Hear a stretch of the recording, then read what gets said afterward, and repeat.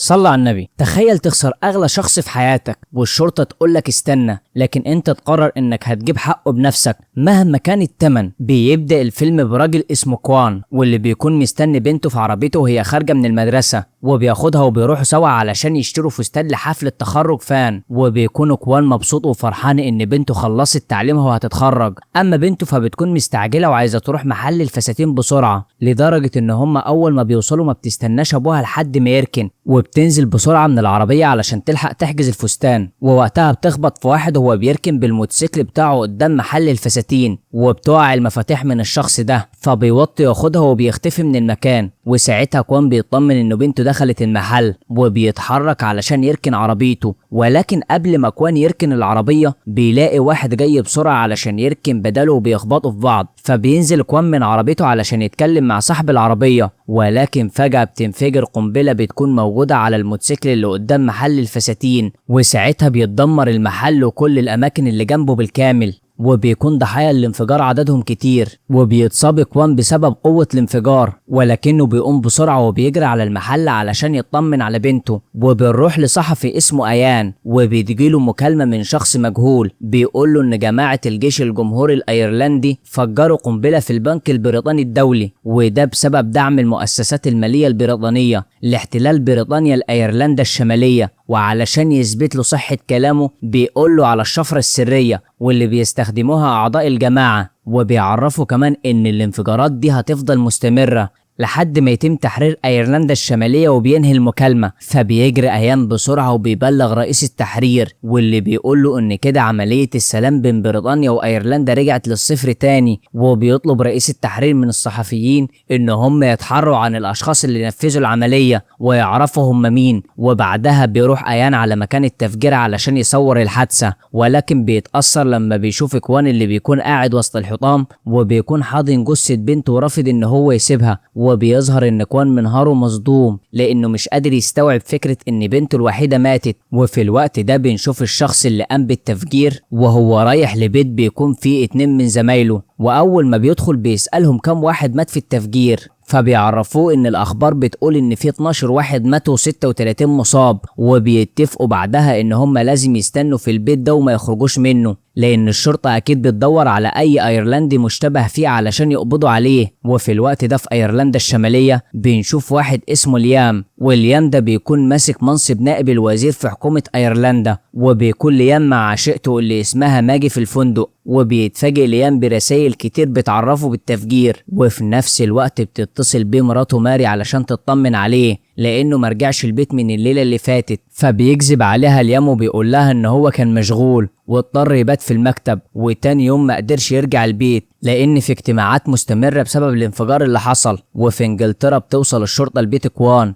واللي وقتها بيكون واقف في أوضة بنته وهو حزين وقلبه مكسور. وبيفضل كوان يبص لصورة بنته وكل حاجتها بحزن شديد. وبيدخل عليه محققين الشرطة علشان يسلموه حاجة بنته اللي لقوها وسط الحطام، فبيسألهم كوان لو هيقدروا يقبضوا على المجرمين اللي قاموا بالتفجير، فبيتأكد للمحققة ان ده هيحصل واكيد هياخدوا جزائهم. وبنرجع لأيرلندا، وبتيجي مكالمة لليام من رئيسة وزراء بريطانيا اللي اسمها كاتي، وبتتكلم كاتي مع ليام عن حادثة التفجير بصفته ايرلندي، وبتطلب منه يعرف مين هو اللي ورا العمل الارهابي ده. فبيقول لها ليام ان هو هيتكلم مع كل احزاب المعارضة، وبيفكرها بالقائمة اللي فيها 40 شخص ايرلندي محبوس ومن ضمنهم ابن عمه هو شخصيا. وبيقول لها ليام ان هي لو قدرت تجيب لهم عفو ملكي فده هيكون مبادرة كويسة، لان هو محتاج ورقة تفاوض علشان احزاب المعارضة يعرفوه مين المسؤول عن التفجير. ولكن كاتي بتقوله ان ال40 ايرلندي متورطين في جرائم قتل ومش من السهل العفو عنهم، وخصوصا في الوقت الحالي،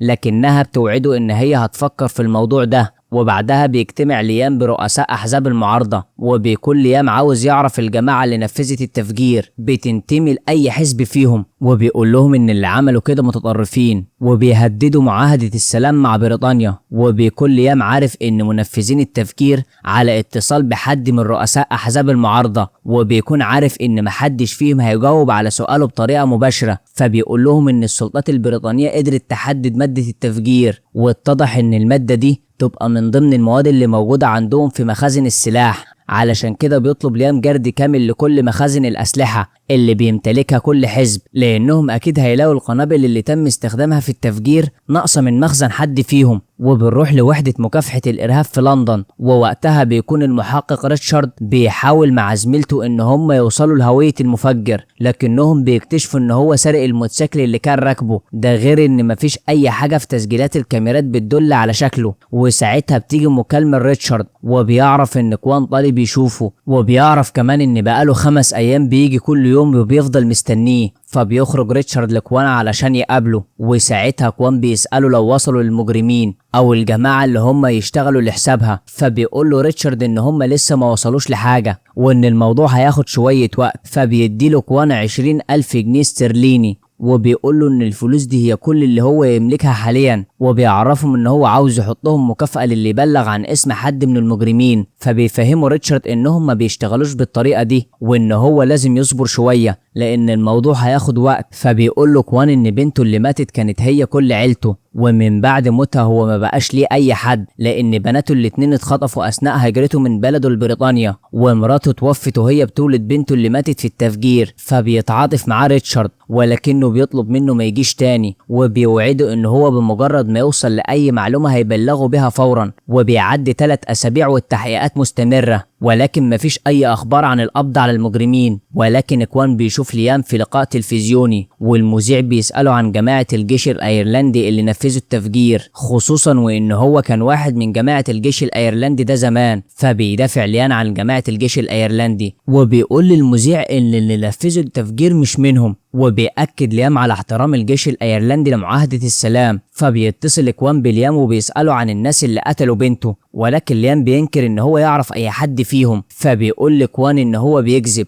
علشان هو متأكد ان هو يقدر يعرف مين اللي نفذ التفجير ده، وده لانه كان عضو سابق في جماعة الجيش الايرلندي. وبيطلب منه يديله اسم اي حد يقدر يعرف منه مين هم المجرمين دول. فبيقول له اليام ان هو انفصل عن الجماعة دي تماما، وما بقاش في اي تواصل بينهم، وبينهي المكالمة. فبعدها كوان بياخد عربيته وبيروح يشتري معدات كتير، وبيلزق يافط على عربيته علشان يبان ان هو شغال في تنسيق الحدائق، وبيظهر ان كوان ناوي ينتقم لبنته بنفسه. وبعدها بيتحرك على ايرلندا الشمالية، وبيروح يأجر غرفة في فندق بسيط، وبعدها بيروح مكتب ليام علشان يقابله. ولكن افراد الامن بيبصوا له بنظرات كلها شك، خصوصا وانه بيكون شايل في ايده شنطة بلاستيك، ولكن لما بيفتشوها بيكتشفوا ان فيها طلبات عادية من السوبر ماركت. ولكن افراد الامن بيمسكوه علشان يطردوه بره، لكن ليام بيخرج من مكتبه على صوتهم وبيوافق يقابله. ووقتها ليام بيقول لكوان ان هو متفهم غضبه بسبب موت بنته، ولكن بيعرفه ان مفيش في ايده حاجة يقدر يساعده بيها. فبيرد عليه كوان بكل هدوء، وبيقول له ان هو هيغير رأيه قريب جدا، وبيسيبه وبيمشي. ولما بيخرج كوان من المكتب بياخد حاجته وبيروح على الحمام، وهناك بيطلع الحاجة اللي معاه، واللي بيكون واضح ان هي مواد معينة لما بتختلط ببعض بتعمل انفجار. وبيعلق كوان الازاز اللي فيها المواد دي بطريقة معينة، وبيثبت عليها سيجارة بعد ما بيولعها وبيخرج من المبنى. وبعد لحظات السيجارة بتوصل للحبل والأزاز بتقع على الأرض، وبيحصل انفجار شديد في المبنى. وبعد الانفجار بيتصل كوان بليام اللي بيكون في قمة غضبه، ولكن كوان بيتجاهل كل ده، وبيسأله عن أسماء المجرمين. فبيقول له ليام إن هو مش هيسيبه، هيقبض عليه. لكنه بيتفاجئ إن كوان أنهى المكالمة، فبيؤمر ليام رجالته إن هم يدوروا على كوان ويقبضوا عليه فورا. وبعدها بيتصل ليام بابن أخوه اللي اسمه شون اللي في أمريكا، وبيطلب منه يرجع علشان يساعده في التخلص من كوان. ووقتها رجالة ليام بيكتشفوا ان في سلك متوصل بخزان بنزين عربية ليام، فبيترعبوا وبيفتكروها قنبلة، لكنهم بيكتشفوا ان هي خدعة. وبيلاقوا ورقة من كوان مكتوب فيها كلمة الاسماء، فبيرجع واحد منهم عند ليام وبيعرفه باللي حصل. وبيفهم ليام ان كوان مصمم ان هو يوصل لاسم اي حد من منفذين التفجير. وبعدها بيقدر رجالة ليام ان هم يوصلوا للفندق اللي كوان نازل فيه، ولكن كوان بيحس بيهم وهم طالعين على السلم، فبيقفل باب الأوضة بالقفل،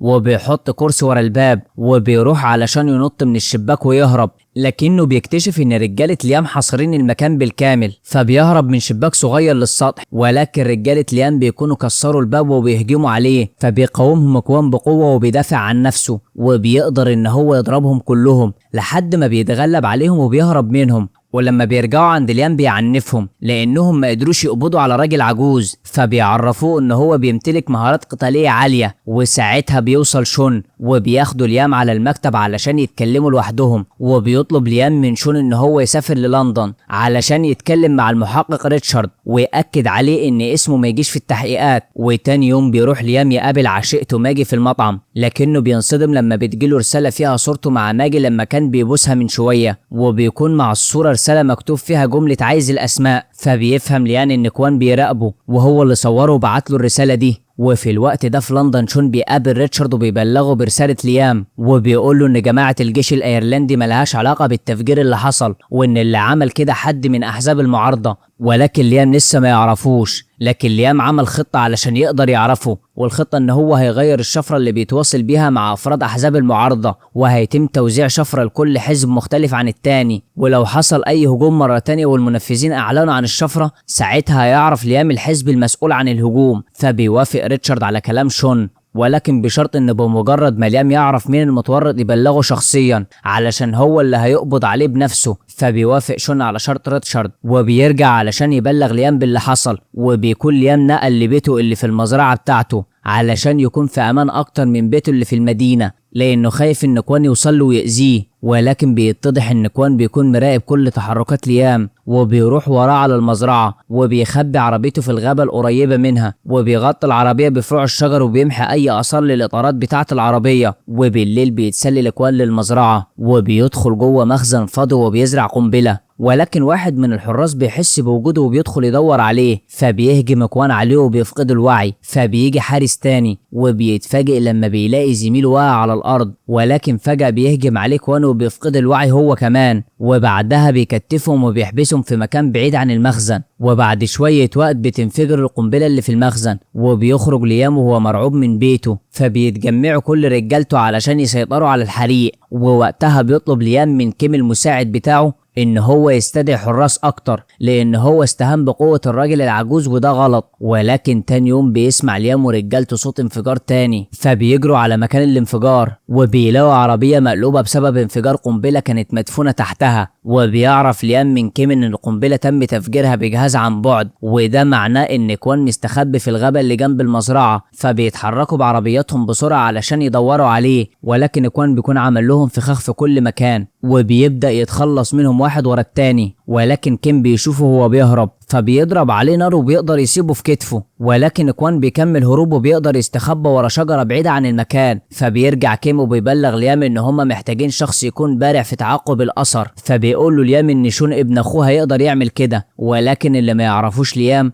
ان شون بيخونه مع مراته ماري. وبتيجي لشون مكالمة من ليام وبيقول له ان هو محتاج مساعدته في القبض على كوان. ولما بيعرف شون باللي حصل بيقول له ان الشخص ده مدرب على اعلى مستوى، وبيعرفه ان هو هيكون عنده تاني يوم. وفي الوقت ده بنشوف كوان في الغابة وهو بيعالج كتفه، وبيتألم كوان وهو بيكوي جرحه بالنار لدرجة انه بيغمى عليه، وبيفتكر ساعتها ازاي فقد بنته، وده بعد ما القراصنة خطفوهم اثناء ما هجموا على مركب الهجرة الغير شرعية. اما ليام فبيحاول يعرف اي معلومات عن كوان، وبيتفاجئ لما بيكتشف ان كوان ليه ملف من ضمن الملفات العسكرية السرية. وبيعرف ليام ان كوان يبقى من جنود القوات الخاصة في الجيش، وكان معروف ان هو من اشرس المقاتلين. وبعدها بيجي واحد من رؤساء احزاب المعارضة اسمه مارك وبيزور ليام في بيته، وبيكون ليام عارف ان الجرد اللي حصل في مخازن الاسلحة اثبت ان المتفجرات كانت من عند مارك. والمفاجأة هنا ان ليام كان عارف بان الاحزاب هيقوموا بالتفجيرات وكان موافق عليها كمان، ولكنه بيزعق لمارك لان اتفاقهم كان على تفجير المنشآت المالية، وده بدون وقوع اي ضحايا من البشر. فبيقول له مارك ان هو ما يعرفش مين اللي نفذ الهجوم ده ولا ازاي اصلا سرقوا المتفجرات من المخازن، وبيطلب من ليام ان هو يداري على الموضوع والا العواقب هتكون كبيرة. وبيعرفه ان هو هيروح يقعد في مزرعته لحد ما يفكر ويرد عليه. وبالليل بيدخل ليام مكتبه وبيتفاجئ لما بيلاقي كوان بيظهر من وراه وبيقول له ان هو لابس حزام ناسف، وبيطلب منه يقول له على اسماء المجرمين اللي نفذوا التفجير. فبيعترف له ليام بان هو عمل خطة وغير شفرة التواصل بين احزاب المعارضة، وبعد ما هيحصل اي تفجير هيعرف مين المسؤول عن التفجيرات اللي بتحصل. فبيقول له كوان ان هو قدامه يوم واحد بس وهيرجع له تاني. وتاني يوم بيكون ريتشارد بيواصل تحقيقاته مع زميلته، وبيكونوا وصلوا لصورة بتبان فيها ايد الشخص اللي قام بالتفجير. ووقتها بيلاقوا علامة مميزة على ايده، وبيعرف ريتشارد من زميلته ان هو مش هيعدي وقت كبير وهيوصلوا لهوية الشخص ده. وبعدها بنلاقي ماجي عشيقة ليان نازلة من أتوبيس في لندن، وبتروح تركب مع شخص أيرلندي من اللي بينفذوا التفجير، وبنعرف هنا إن ماجي بتشتغل معاهم، ده غير إن هي اللي زرعت قنبلة جوه الأتوبيس اللي بينفجر بعد ما بيتحرك بلحظات. وفي نفس الوقت بيتصل ريتشارد بليام وبيقول له إن اللي فجروا الأتوبيس ما أعلنوش عن أي شفرة زي المرة اللي فاتت، وبيكون ريتشارد شاكك إن ليام بيخدعه، فبيقول له ليام إن كده في حد بلغ المتمردين بموضوع الشفرة، وبيقول له ان محدش غيره هو وشون ابن اخوه اللي يعرفوا الموضوع ده. فبيطلب منه ريتشارد ان هو يبلغه باسامي المتمردين دول في اسرع وقت، والا هيلاقي منه ردة فعل مش هتعجبه. وبعد ما بينهي ليام المكالمة بيلاقي كاتب تتصل بيه وبتقول له ان مجلس الوزراء اجتمع واصدروا قرار بنشر القوات في شوارع ايرلندا الشمالية في خلال 48 ساعة، والا لو هو قدر يسلمهم المتورطين في التفجيرات. فبيقول لها ليام ان هو ما يضمنش ان هو يلاقيهم في المدة دي، ده غير ان نشر القوات هيخلي شعب ايرلندا الشمالية يعمل مظاهرات، وبكده هم هيعملوا اللي المتمردين عاوزينه بالظبط. فبتقول له كات ان الموضوع خلاص خرج من ايديها، وبتنهي المكالمة. وبعدها بيدخل عليه واحد من رجالته وبيقول له ان اليوم اللي فات شاف شون وهو بيدخل بيته، وقعد مع ماري ساعتين لوحدهم، وبعدها ماري خرجت من البيت وراحت قابلت مارك زعيم حزب المعارضة. فهنا ليام بيفهم ان ماري مش بتخونه بس مع شون، ولكن هي كمان ليها علاقة بمارك، واكيد لها يد في التفجيرات اللي بتحصل. وبنروح لريتشارد اللي بيكون وصل لهوية الشخص اللي فجر البنك، وبنعرف ان اسمه باتريك، وبيشوف ريتشارد فيديو لباتريك، وبيكون بيقابل مارك رئيس حزب المعارضة في الحانة. فبيتصل ريتشارد بليام وبيبلغه بالمعلومات دي، وكمان بيبلغه ان هو حاليا متراقب لانه هيتقبض عليه، وده لانه صديق لمارك رئيس الحزب المسؤول عن التفجيرات اللي حصلت. وبيعرفه ان هو شايف عربية مارك وهي بتقرب من المزرعة، وبيطلب ريتشارد من ليام ان هو يخلي مارك يعترف باسماء واماكن منفذين التفجيرات، وساعتها هيعتبره مساعد ليه ومش هيجيب سيرة في التحقيقات. وبعد انتهاء المكالمة بيروح ليام يستقبل مارك، واول ما بيشوفه بيهجم عليه وبيهدده بالقتل، وبيجبره ان هو يعترف باسماء اللي نفذوا التفجيرات والمكان اللي هم مستخبين فيه. وبينصدم ليام لما بيلاقي اسم ماجي من ضمن منفذين التفجيرات، وبيفهم وقتها ان مارك كان مخليها تقرب منه علشان تبلغهم بكل حاجة عنه. فبيقرر ليام ان هو يقتل مارك علشان ما يعترفش عليه. وبعدها بيبلغ ريتشارد باسماء منفذين التفجيرات وعنوان سكنهم في لندن، وبيتصل كمان بشون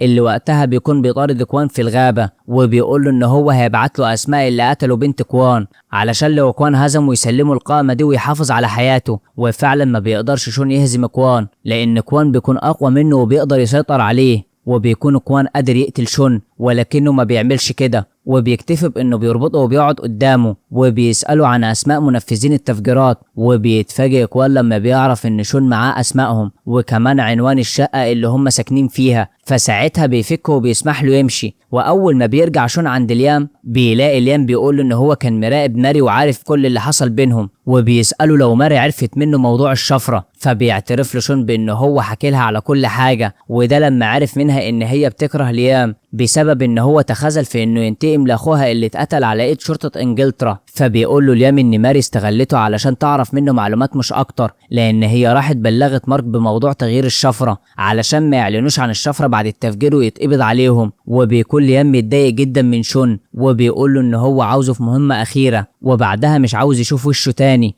وتاني يوم بتكون الشرطة محاصرة مكان سكن منفذين التفجيرات بقيادة ريتشارد، وبيكونوا منتظرين الأمر بالهجوم. وساعتها بيظهر كوان وهو منتحل شخصية هوية موظف شركة الغاز، وبيخلي صاحبة المبنى توصله لشقة منفذين التفجيرات، وده بعد ما فهمها إن هو عاوز يتأكد من عدم وجود تسريب في الغاز. وأول ما بيدخل كوان الشقة بيقابله باتريك هو وزمايله، وقبل ما كوان يتحرك أي حركة بيفتش باتريك وزمايله وشنطة المعدات اللي معاه، وبيتفاجئوا لما بيلاقوا سلاح جوه الشنطة فبيكونوا عاوزين يقتلوه، ولكن كوان بيقتلهم بمهارة وقوة وبيقدر يخلص عليهم كلهم. وفي نفس اللحظة بتقتحم قوات الشرطة الشقة، فبيختفي كوان من المكان بسرعة من غير ما حد يشوفه. وساعتها بنعرف ان قوات الشرطة عندهم معلومات من اليام بان في قنبلة تالتة هتنفجر، فبيعذبوا ماجي لحد ما بتعترف ان القنبلة موجودة في لابتوب صحفي اسمه ايان، وبتقول لهم ان هي اتعرفت عليه وزرعت القنبلة في اللابتوب من غير ما هو يعرف. ولكن الصدمة ان نيان في الوقت ده بيكون مسافر لروما، وبتكون موجودة على الطيارة اللي هو مسافر عليها رئيسة وزراء بريطانيا.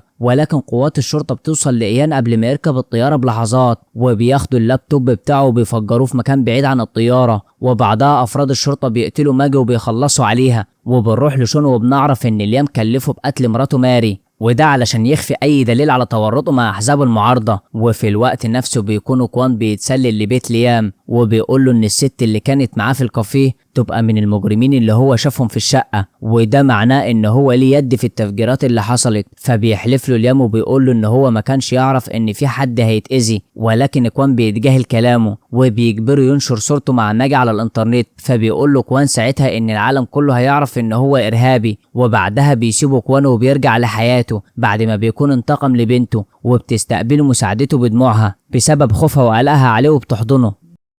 وبكده يكون ملخصنا خلص. لايك للفيديو لو عجبك، وصلي على النبي في الكومنتات، واشترك معانا في قناة ملخصات فلامانكو علشان تصلي معانا على النبي وتشوف كل ملخصاتنا الجديدة. وما تنساش تتابع صفحتنا على الفيسبوك والانستا والتيك توك، وصلي على النبي.